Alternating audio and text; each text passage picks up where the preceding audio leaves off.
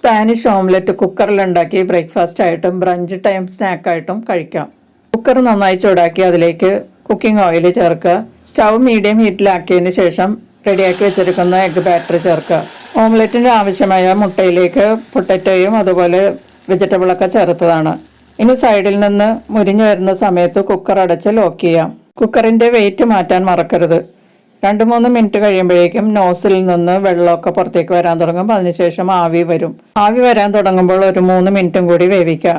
Cooker തുറന്ന് അതിൻ്റെ മീതെ ഭാഗം നന്നായിട്ട് ഉറച്ചിട്ടുണ്ടാകണം. കുക്കറിൽ വേവിച്ചാൽ അടി കരിയൊന്ന് പേടിയുള്ളവർക്ക് ദോശക്കല്ല് ചൂടാക്കി അതിൻ്റെ പുറത്ത് വെച്ചും വേവിച്ചെടുക്കാവുന്നതാണ്. വേറൊരു ദോശത്തവ എടുത്ത് അതിൽ അല്പം എണ്ണ തടവിയതിന് ശേഷം കുക്കറിൽ നിന്ന് ഓംലെറ്റ് തവയിലേക്ക് മാറ്റിയതിന് ശേഷം താഴെ ഭാഗവും ഒന്നും നന്നായിട്ട് മുരിച്ചെടുത്ത് പ്ലേറ്റിലേക്ക് മാറ്റി കട്ട് ചെയ്ത് സോസിൻ്റെ കൂടെ ബ്രേക്ക്ഫാസ്റ്റ് ആയിട്ടും ബ്രഞ്ചായും കഴിക്കാം.